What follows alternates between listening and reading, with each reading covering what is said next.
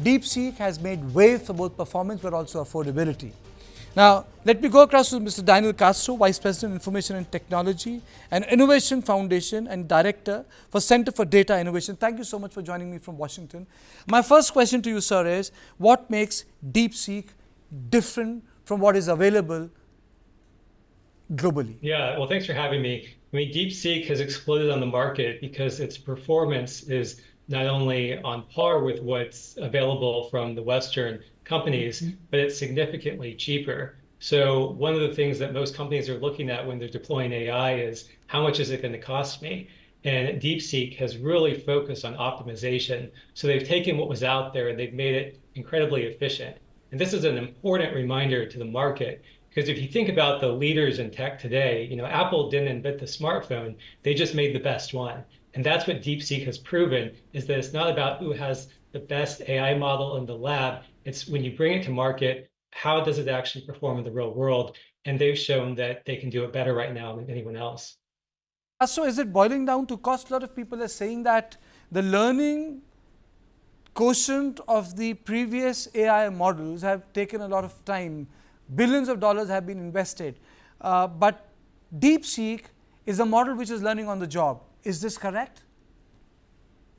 Well, it's a model that's learning from other models. So it's actually called a mix of experts model, which means when you ask it a question, instead of just having kind of one guru who knows all the answers, it basically routes the answer to the right guru to answer that question.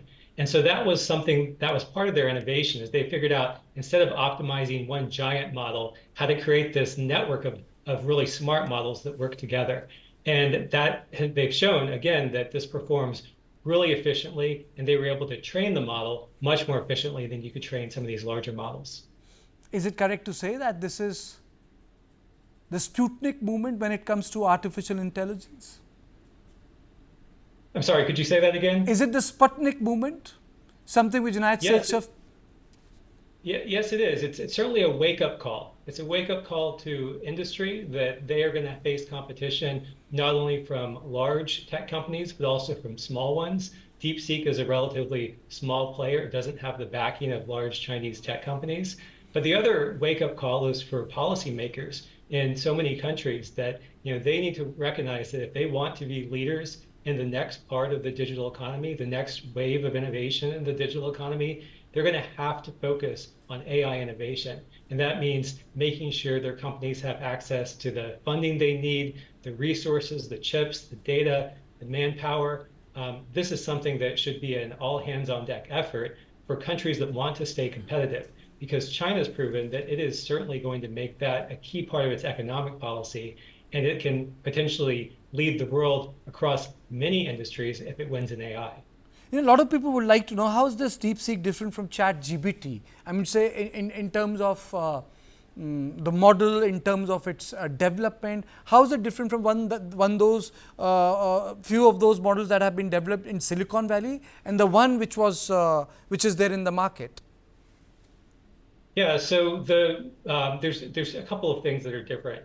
One, it's the cost that it took to develop this. So DeepSeek was able to achieve with only about $6 million when other companies have invested hundreds of millions to achieve equivalent performance.